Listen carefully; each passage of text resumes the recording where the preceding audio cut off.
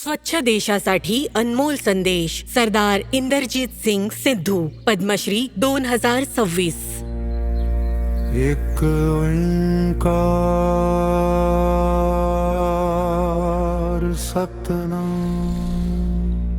गुरु नानकजींनी 500-600 वर्षांपूर्वी पर्यावरण स्वच्छ ठेवायला सांगितलं होतं. हे पवन गुरु, पाणी पिता, माता धरत महत. आपल्या आईवर कोणी घाण पसरवत असेल तर त्याच्यापेक्षा वाईट माणूस दुसरा कोणी नाही. घाण पसरवणं लज्जास्पद आहे, पण घाणीपासून मुक्ती हे प्रतिष्ठेचं काम आहे. आणि लोकांना घाण पसरवताना लाज वाटत नाही, त्यांना स्वच्छता करताना लाज वाटते.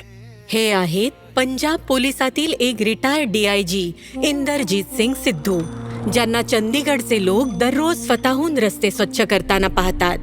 6 जून 1938 रोजी पंजाबच्या संगरूर जिल्ह्यातील एका लष्करी कुटुंबात जन्मलेल्या इंदरजीत सिंग सिद्धू यांना वारशात लाभली होती देशभक्ती आणि शिस्त. एक हुशार विद्यार्थी असलेले इंदरजीत सिंग सिद्धू 1961 साली पंजाब पोलिसात दाखल झाले. त्यांनी कर्तव्यनिष्ठा आणि निस्वार्थी सेवेने राष्ट्रपतींचं पोलीस पदकही मिळवलं. ते जिथे कुठे जात तिथे स्वच्छतेची जबाबदारी स्वेच्छेने खांद्यावर घेत असत.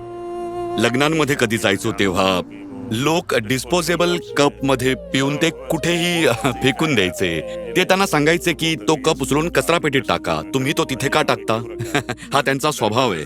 ते सुरुवातीपासूनच असे आहेत. 1996 मध्ये सेवानिवृत्तीनंतर इंदरजीत सिंग सिद्धू चंदीगडला आले. इंदरजीत सिंग सिद्धू यांनी असं निरीक्षण नोंदवलं की एकेकाळी देशातील सर्वात सुनियोजित शहर मानलं जाणारं हे शहर स्वच्छतेच्या बाबतीत भारतातील पहिल्या 2 शहरांमध्येही गणलं जात नाही. त्यांच्यासाठी हे खूप खेदपूर्ण होतं, कारण त्यांनी चंदीगडमध्ये आपलं घर बनवलं नव्हतं, तर चंदीगडला आपलं घर बनवलं होतं.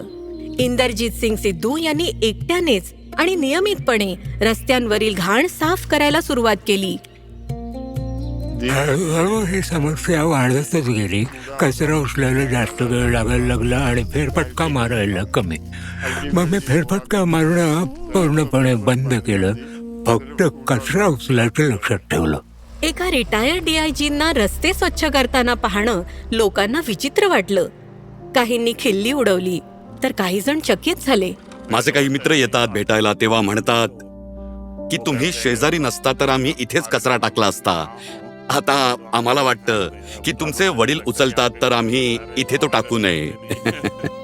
त्यांना कचरा उचलताना पाहून हातात ग्लोव्हज घाला हे सांगायला अनेक जण आले, पण मदतीचा हात पुढे करायला कोणीही आलं नाही. तरीही ते कोणताही दिखावा किंवा संकोच न बाळगता साफसफाईला आपलं कर्तव्य मानून करत राहिले. मी हे रस्ते, हे उद्यान, हे सार्वजनिक ठिकाणं स्वच्छ करण्याचा प्रयत्न करतो.